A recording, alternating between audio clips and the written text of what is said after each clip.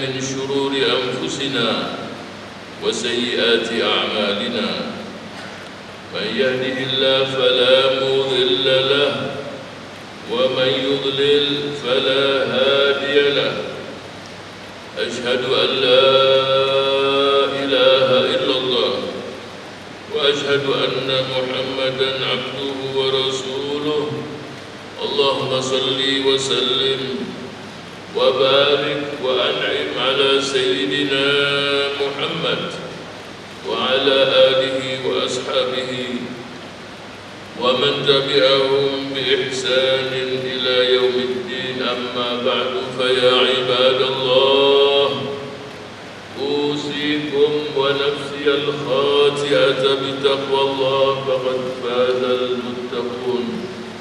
أعوذ بالله السميع العليم من الشيطان الرجيم.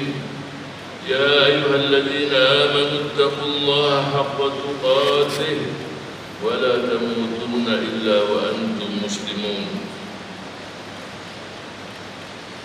Jamaah salat Jumat yang dimuliakan Allah Subhanahu wa taala.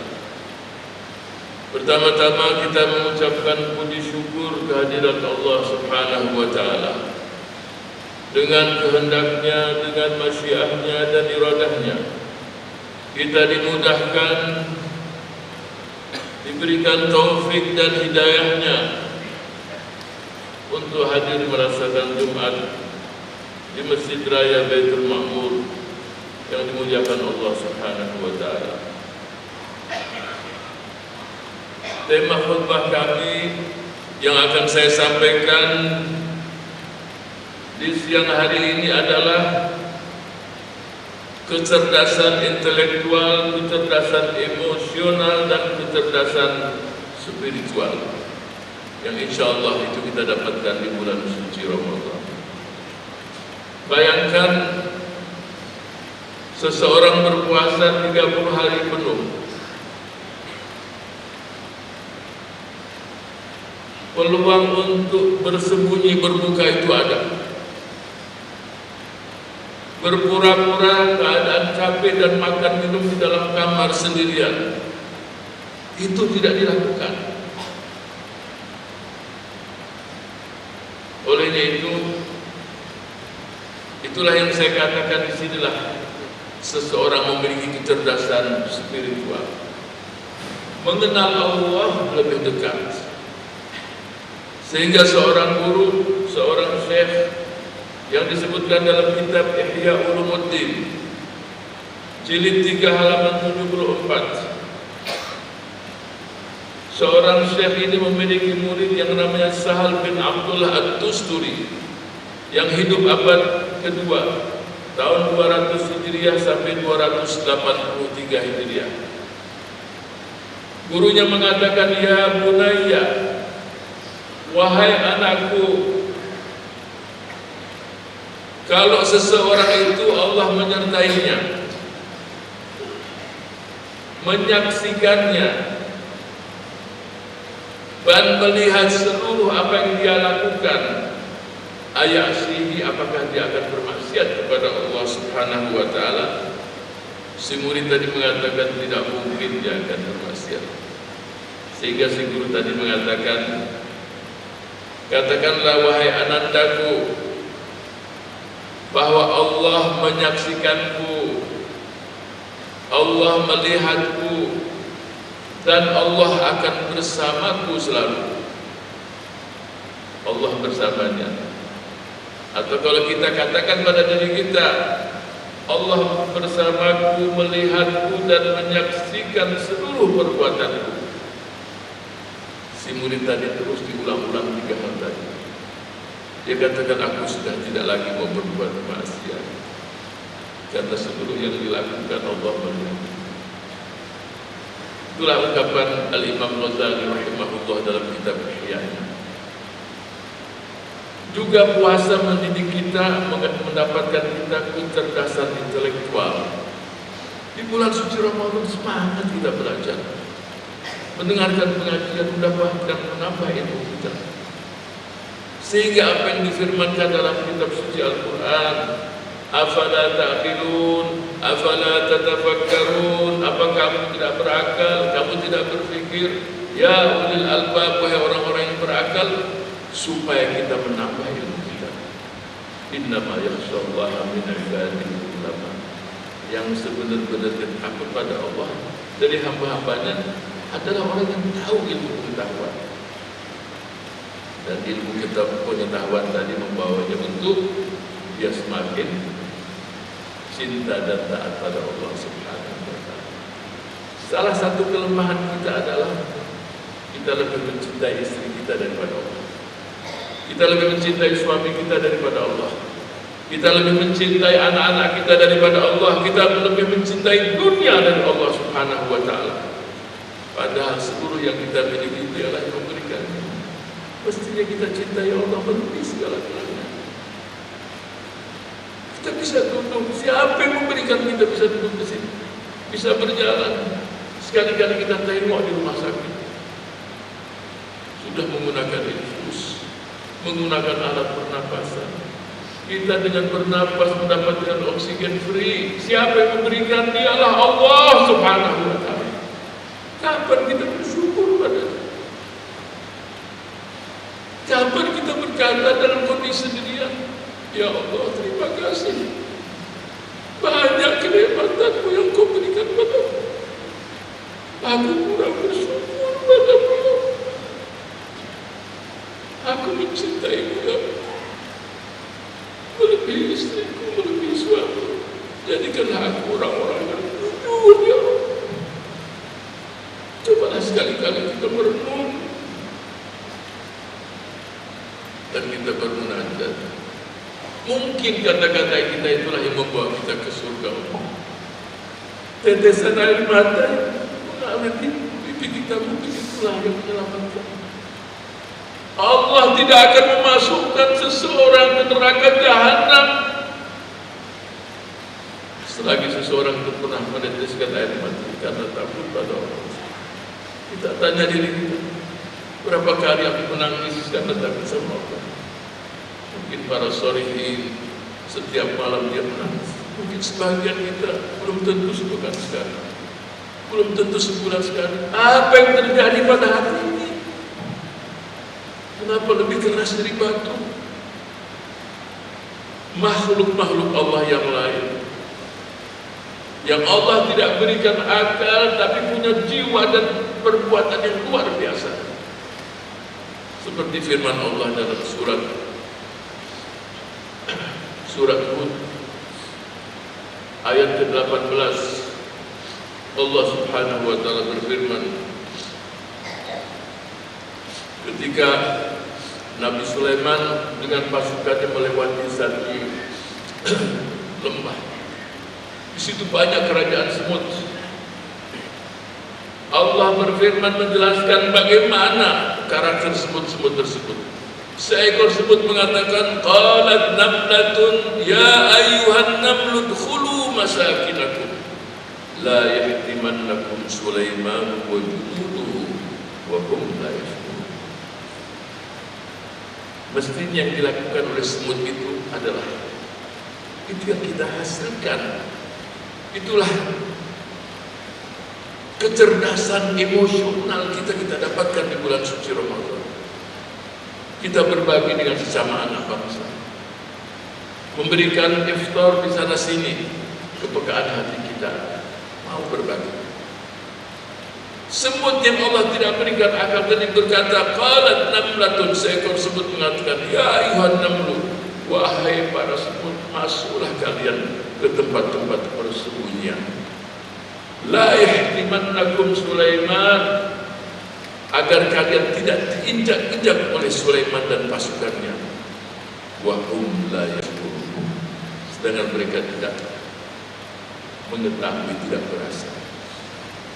Yang pertama kita dapatkan, inilah yang harus kita pakai dan kita gunakan setelah bulan suci Ramadan, dan sudah kita lakukan. Semut tadi tidak berpikir untuk diri sendiri. Dia tahu ada pasukan datang, tapi dia katakan, wahai para semut, dia berpikir untuk kepentingan orang banyak. Puasa itulah yang kita lakukan, tidak berpikir untuk diri sendiri. Makanan yang ada di rumah kita bagi berdua. Kita berbagi dengan tetangga kita yang susah. Semut yang seorang tadi, hati-hati, sembunyi kalian supaya selamat, supaya tidak diinjak, dan dia berikan alasan agar kalian tidak diinjak-injak. Tetapi yang terakhir adalah penting, wahum la yashkurun, berbaik sangka di antara kita. Semut pun tadi mengatakan kalaupun diinjak-injak mereka tidak tahu. Ada sifat husnudzon, berbaik sangka.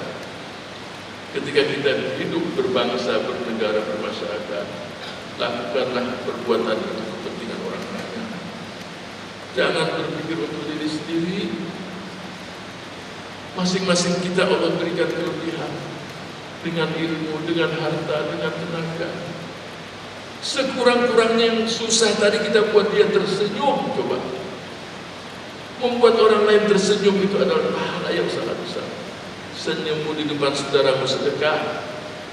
Yang susah kita tidak mampu membantu, tapi kita buat dia ada harapan. Allah bersama kita, Allah akan bantu kita. Semangat-semangat yang semacam itulah yang akan kita mencoba selalu. Kita lihat makhluk Allah yang lain, supaya kita manusia dan mereka-mereka, dan kita manusia-manusia yang beriman dan umat baginda Rasul Sallallahu Alaihi Wasallam, kita tidak boleh kalah dengan makhluk Allah yang lain. Pernahkah kita dengar lautan memakan ikannya? Tidak pernah kita dengar. Pernahkah kita dengar buah-buahan pohon yang banyak buahnya, pohon itu memakan buahnya? Tidak pernah.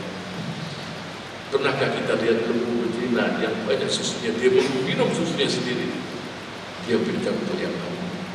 Seluruh makhluk Allah dia berikan oleh pohon-pohon, dia keluarkan oksigen untuk manusia. Semuanya berbeda. Contohnya diri kita.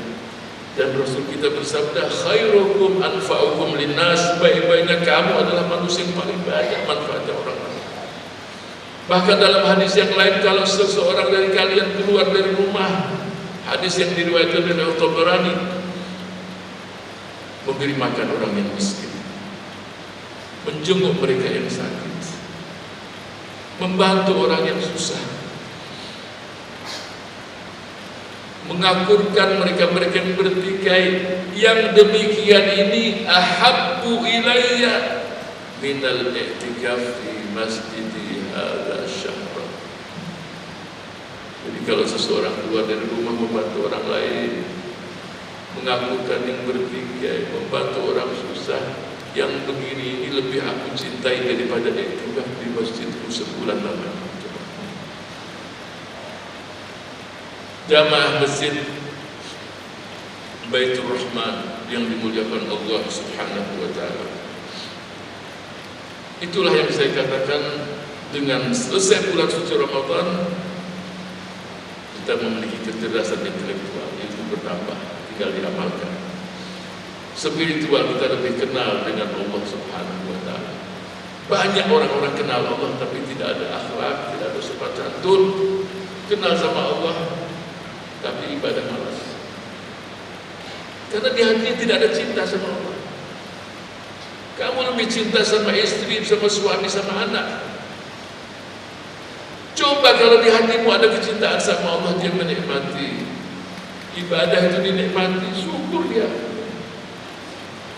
Sehingga para salafus saleh kalau sudah jam 4, jam setengah 5 dia katakan, wahai malam, teruskanlah malam. Wahai fajar, jangan kau menyingsing, aku masih lezat bersama Rabbku.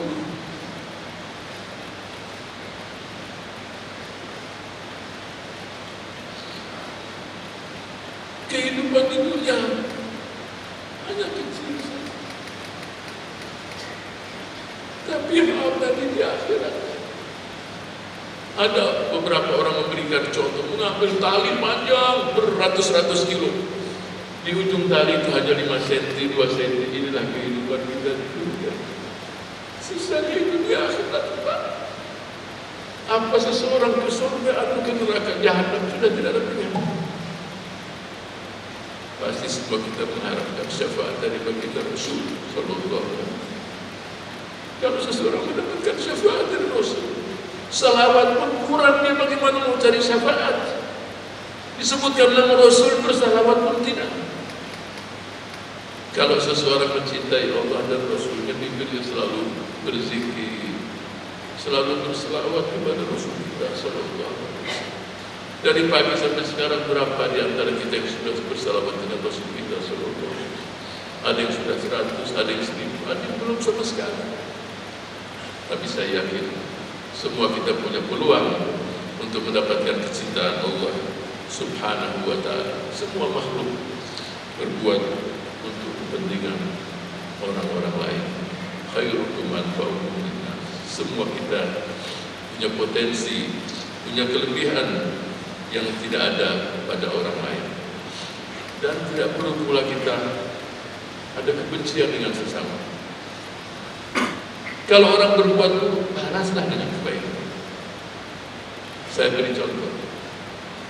Saya beri contoh dengan makhluk yang lain. Para ulama kita mengatakan, kunu kalasjar. Jadilah kamu pohon yang rindang, yang baik buah, yang banyak buah.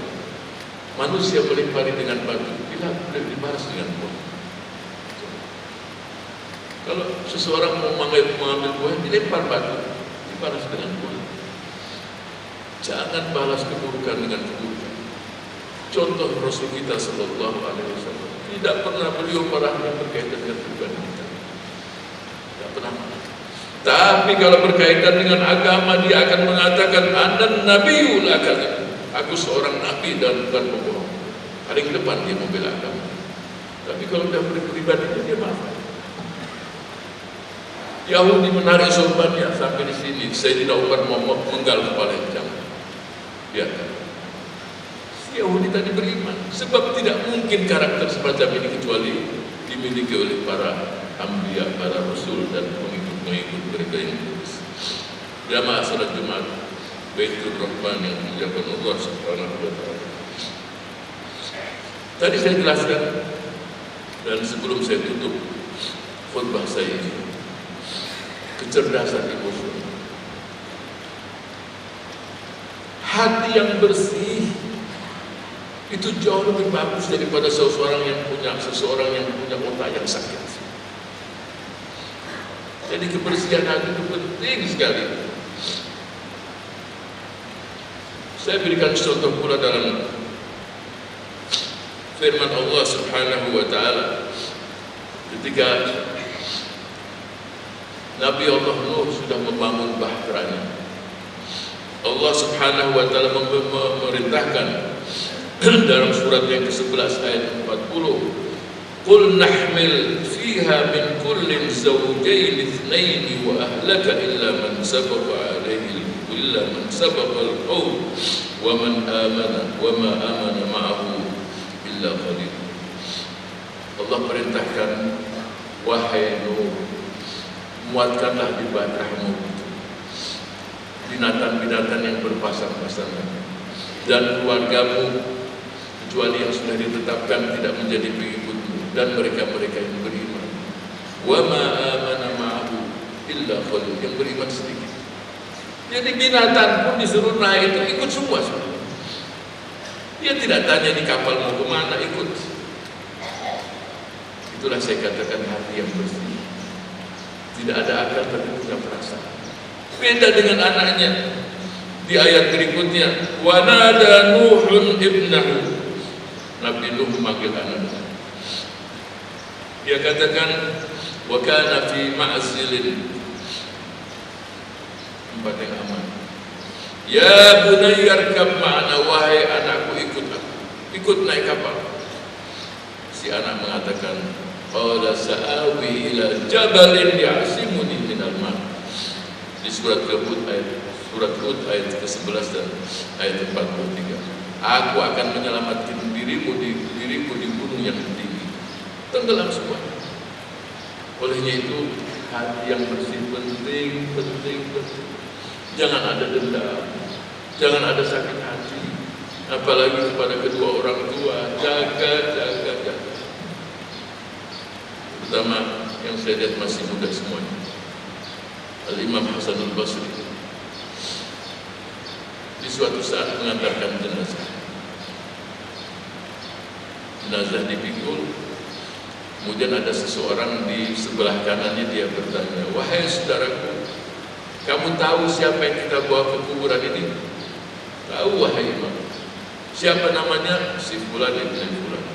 "Saya mau tanya sama kamu sekarang, kalau seandainya Allah mengembalikan ruh orang itu, apakah dia akan beramal soleh? Apakah dia akan birrul walidain, baik pada ibu bapanya? Apakah dia akan berbuat untuk orang lain, mau berbagi? Apakah dia akan melaksanakan perintah-perintah Allah dan menjauhi larangan?" Si orang itu mengatakan, "Wahai imam, pasti kalau dikembalikan ruhnya, kan dia sudah tahu bagaimana di depannya itu sendiri. Pasti dia akan birrul walidain, dia taat sama ibu bapanya. Pasti dia akan melaksanakan perintah Allah, pasti akan melaksanakan semua perintah-perintah Rasul." Kemudian Imam Hasanul Basri mengatakan, "Wahai saudara, dia tidak punya peluang lagi. Yang punya peluang kamu. Kalau kamu masih punya kedua orang tua, di situ surga kamu. Kalau kamu masih memiliki kelebihan harta, berinfaklah, ibadahlah, lakukan semua yang Allah cintai. Kamu yang punya peluang." Sampai siang ini kita masih ditakdirkan oleh Allah Subhanahu wa Ta'ala, kita punya peluang. Yang muda-muda kembali taati ibu bapak. Di situ pintu surga. Kalau kalian taat sama ibu bapakmu, pasti anak-anak kamu akan birrul walidain, akan taat kepada mereka yang mesti diberikan kekuatan, tingkatkan ibadah, tanamkan kecintaan pada Allah dan Rasulnya.